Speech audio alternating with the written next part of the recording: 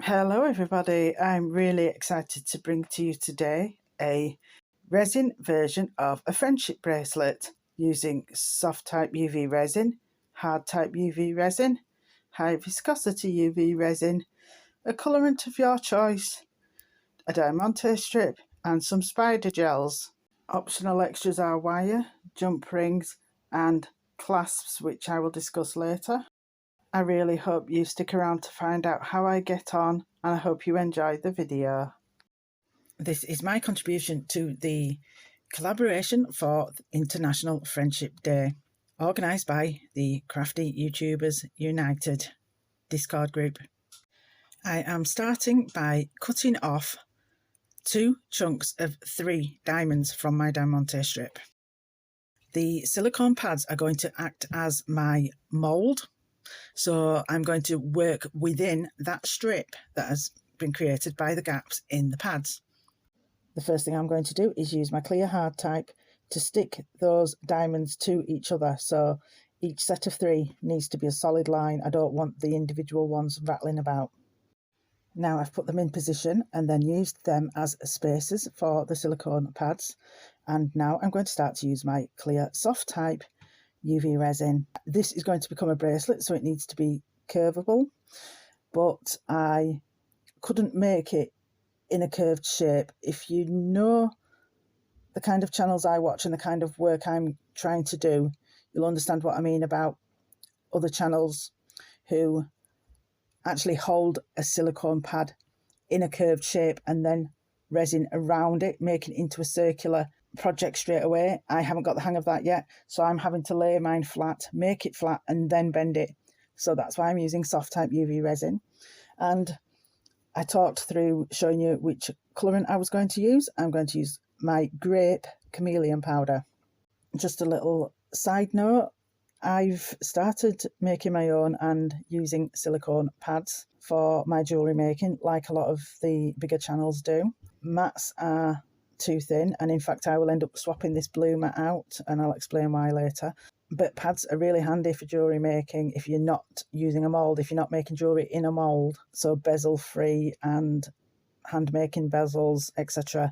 These silicone pads are really handy to make your products directly onto. Now what I'm doing here is I'm just testing that the colourant will cure, because as you know with UV resin, if you put too much colourant in or dark shades, then your resin might not cure. So I'm just testing my mixture here, and I do that every time now. Every time I start a new project anyway, once I've done it once, I kind of trust myself. So I've done that little blob just to test it will cure. I will end up mixing up more later, but I don't test it every time. Okay, as you will see here, I have swapped out that blue mat for one of my homemade pads, because the blue mat was a thin mat and it had bobbles in it, it had distortions in it that wouldn't straighten out, so I swapped it for one of my homemade pads so that I had a flat, solid surface to work on. And now I'm pouring that mixture into the channel that I've created, and I will use my brush to spread it out and make sure it gets to all the corners. I do 2 or 3 layers, I can't remember how many to be honest, but I basically rinse and repeat until it's not quite the thickness of the diamonds, curing after every layer for 2 minutes. And I test after each curing by poking it with a stick, and then if it feels solid with the stick, then just lightly touching it with my finger to make sure it is definitely cured. All right, now I'm going to take it out of the channel and we'll give it a trim up. That's one of the beauties of soft type resin, is that it is really easy to trim. And before I start to trim it, I turn it over and I just make sure that it is cured underneath. And because the first layer was thin, it is cured all the way through. Now, for anybody who doesn't know when soft type is cured, if it's not cured, you'll get residue on your finger. If it is cured, I've had somebody say to me it feels sticky, but there's a difference between sticky and what I would call friction or static. If you were to rub your finger on your silicone pad or on your moulds, you feel that friction. That isn't sticky, that isn't uncured. If that's what you feel, then as long as there's no residue coming up onto your finger, then it is definitely cured. If you're new to my channel, hello and welcome. Thank you for joining me. And if you're not new, thank you for joining me again. The collaboration playlist is in my description. After this video, don't forget to head over there and check out the other amazing creations. Okay, I've now trimmed up all the obvious leakage from the side, so some resin had leaked underneath the silicone pads.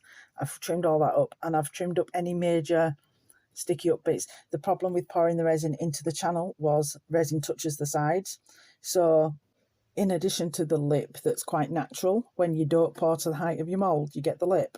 I also had some bigger sticking up bits. Oh, that was a tongue twister. Bigger sticking up bits. So I've trimmed all those off and got the sides, the lip, as even as I can.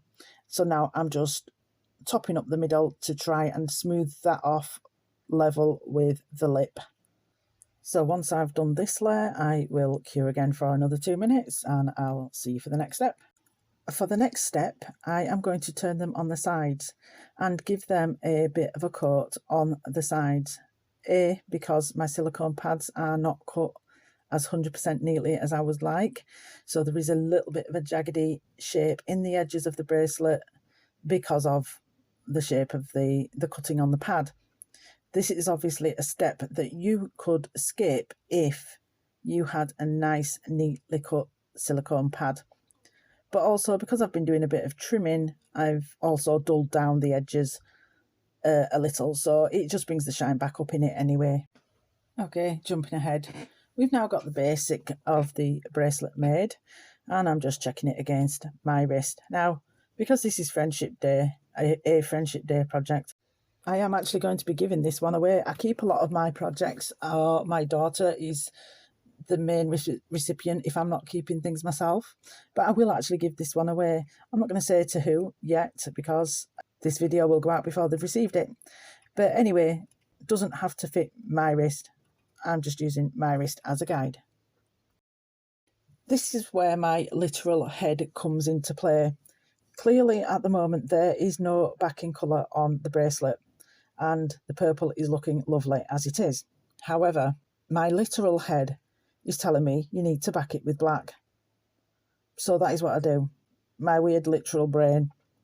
Anyway, so I'm backing it with a powder set called Mosuo, and that is a shimmery mica powder set, and I'm using soft type again because of course I still need to be able to bend this into a bracelet shape.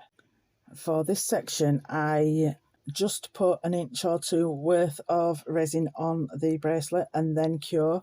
So I'm curing it in stages because, as you know, it shrinks back or shrinks into the middle. So I'm trying to cure in small sections to get as much coverage cured as possible. And I cure, as I've said before, and I'll probably say again, every time I cure, no matter how small a piece it is, I cure for 2 minutes at a time. Okay, next step, I am going to pick my spider gels. I have some glittery ones and some matte ones. Because the bracelet itself is glittery, and because I know from previous experience the glittery ones are really hard to work with, the matte ones are much more fluid and would give a better contrast against the bracelet. So I go for my matte ones. I chose white, red and silver. The silver was a bit of a mistake, really, but hey ho, it is what it is.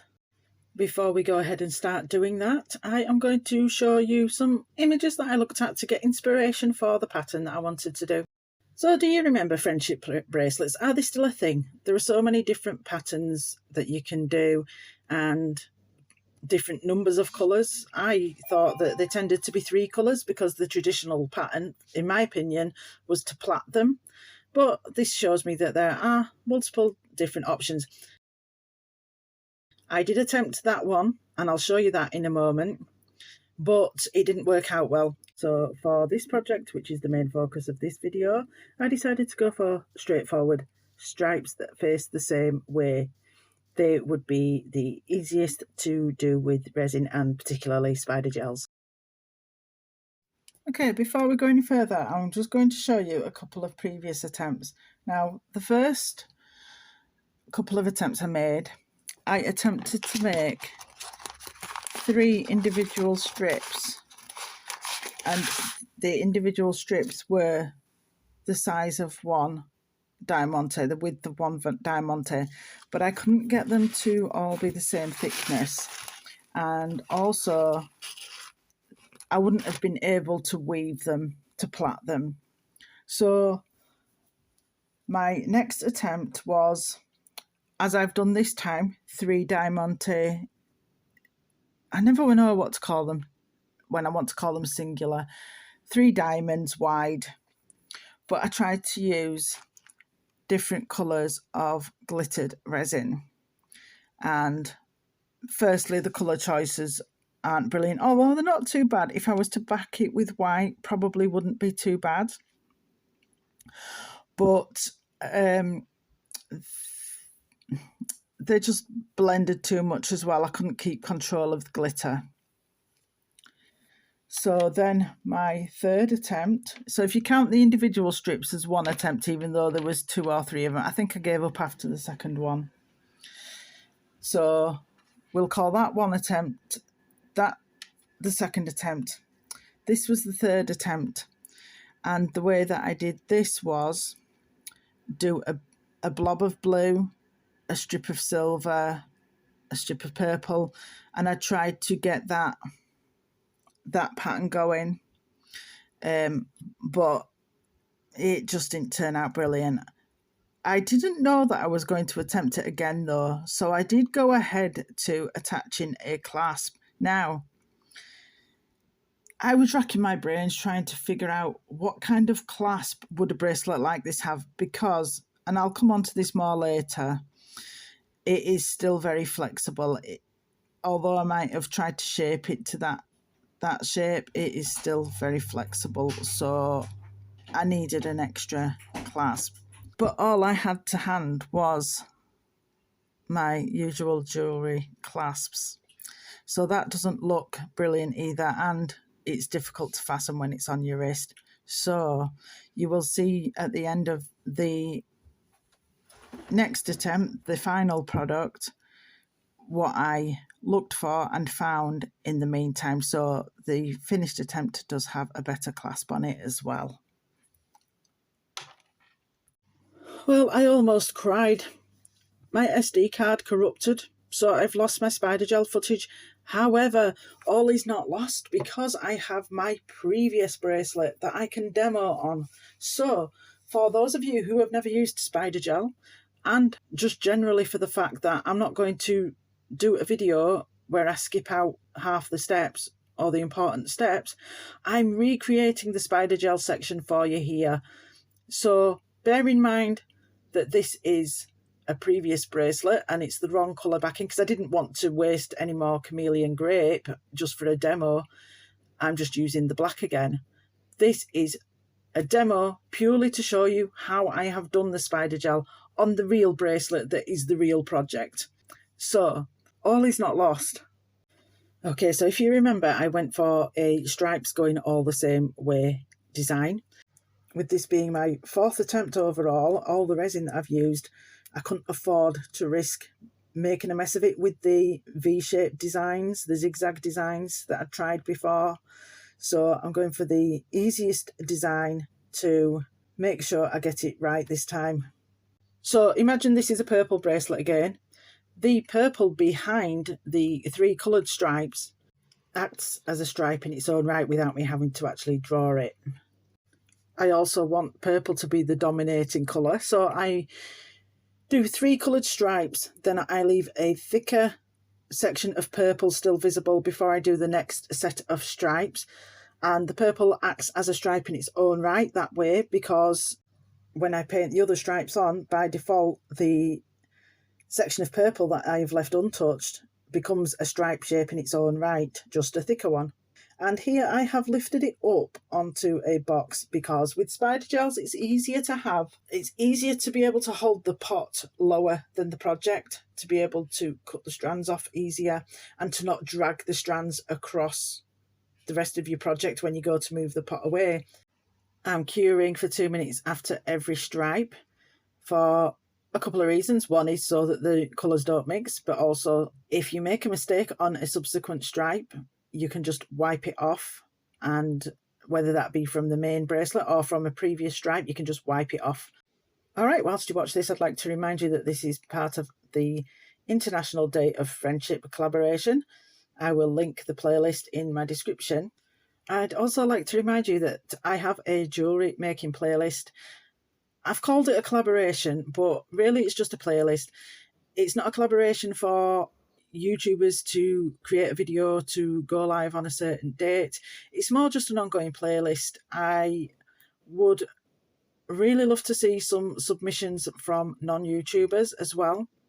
And I will link my playlist and collaboration announcement video in the description of this video. If you are a YouTuber, but especially if you are not a YouTuber, please take a look and see how you can take part, because I'd really love to showcase the jewellery making skills of all of our community, and that includes the viewers and subscribers, because there is no community without you, and there must be a lot of talent out there that I would really love to see.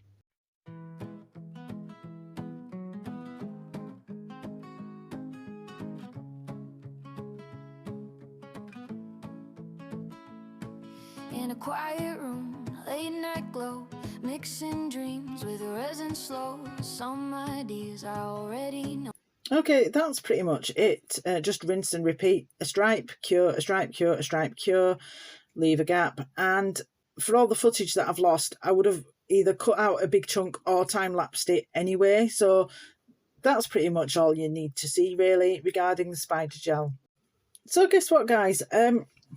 The footage for the step of making it into a bracelet was also lost.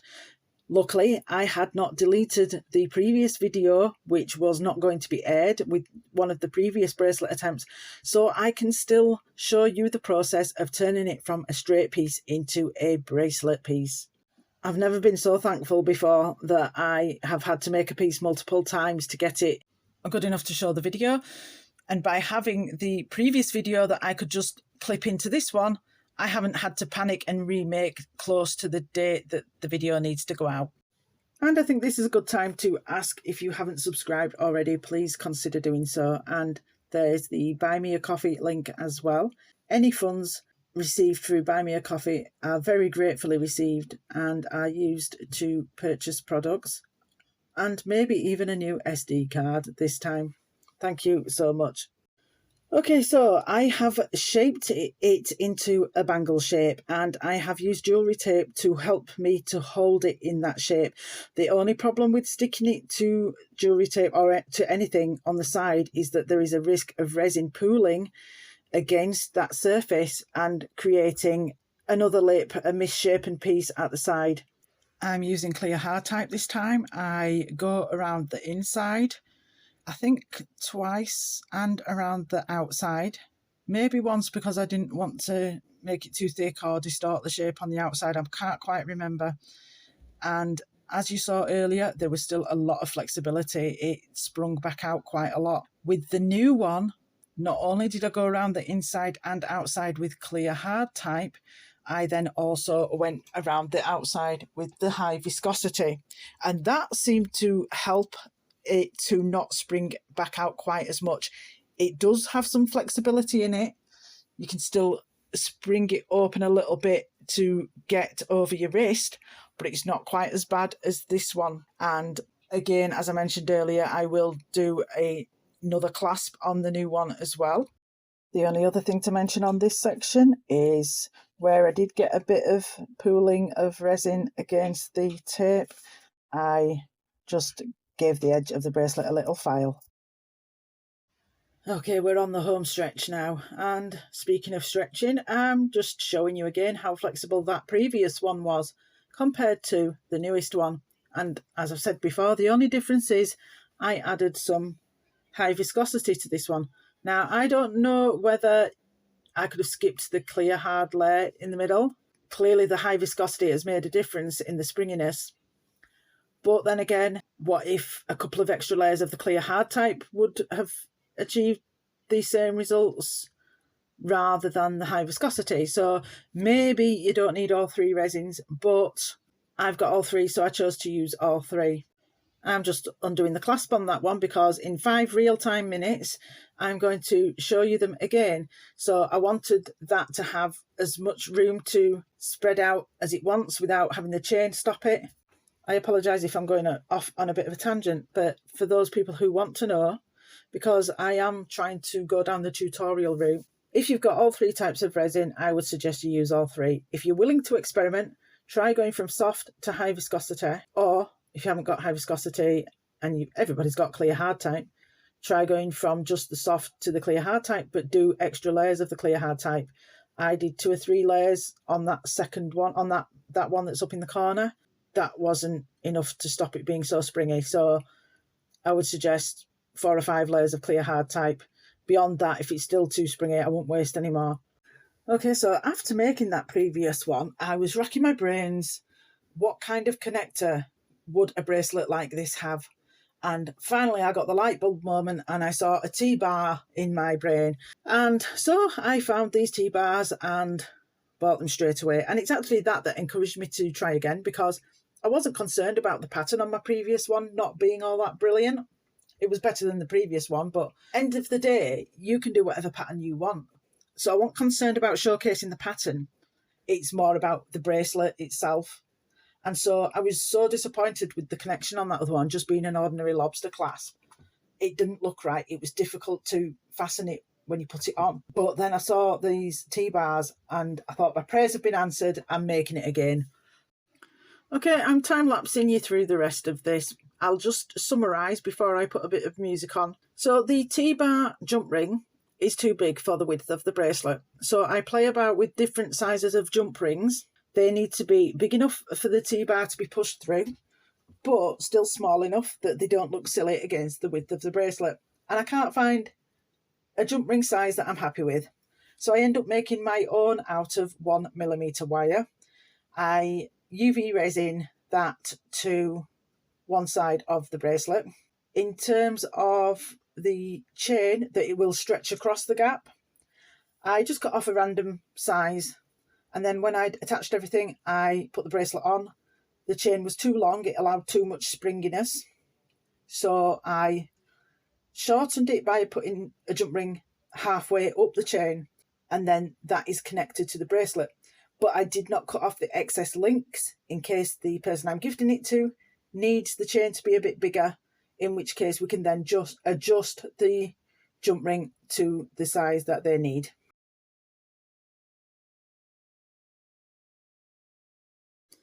And there you go, you can clearly tell the difference between the springiness of the old one and the new one.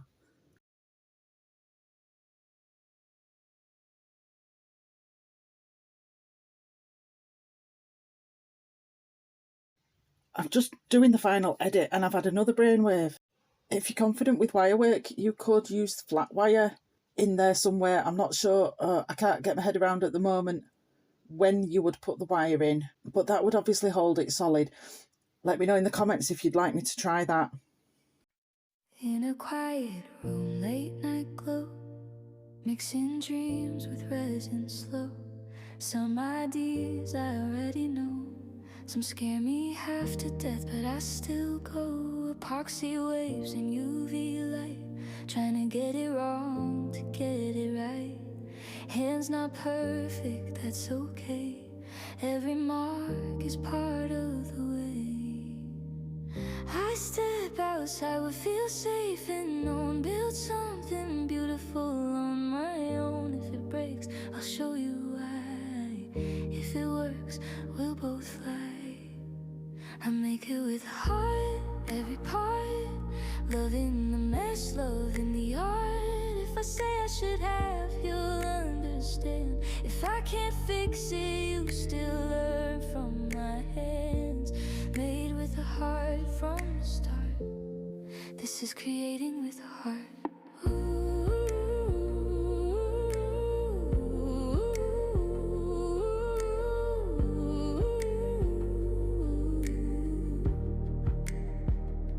Some days smooth, some days rough, some days yeah, some days that's enough.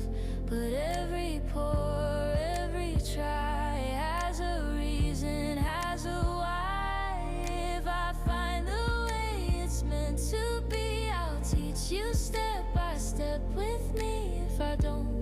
least you'll know what not to do when you go. Comfort zones are made to bend. Mistakes can still be teachers' friend. No gatekeeping, no disguise, just honest craft before your eyes. I make it with the heart, every part, love in the mess, love in the art. If I say I should have, you'll understand. If I can't fix it, you still learn from my hands. Made with a heart from the start. This is creating with a heart.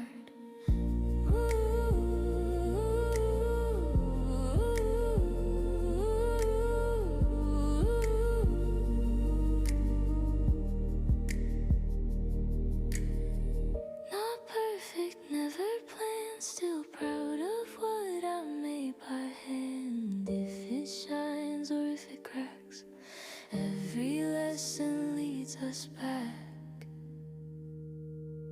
I make it with the heart, every part, failures and wins, they both leave a mark. So stay, create, don't be afraid, there's beauty in every risk. Well, I have to say, guys, I'm really proud of this one. If you've seen a few of my jewellery making videos, you'll know that a common theme for my channel now is to take some of those flawless projects that you see in the no speak channels and bring them down to an everyday crafter level, turn them a bit more tutorial style, and show that you can attempt those makes yourself, and it'll obviously have your own twist to it, but it will still be beautiful in its own right. But this is the first project I have made that has been completely from my own imagination. Is there anything you'd like to see me attempt to make? I'm up for a challenge, jewellery making wise. Feel free to drop any suggestions or requests in the comments. Please like, subscribe, hype, comment, and please come back for another video. Have a good week, and I hope to see you again in the next one. Bye bye. I step outside, would feel safe and known. Build something beautiful on my own. If it breaks, I'll show you why. If it works, we'll both fly. I make it with heart, every part, love in the mess, love in the art. If I say I should have, you'll understand. If I can't fix it, you still learn from my hands. Made with a heart from the start. This is creating with a heart.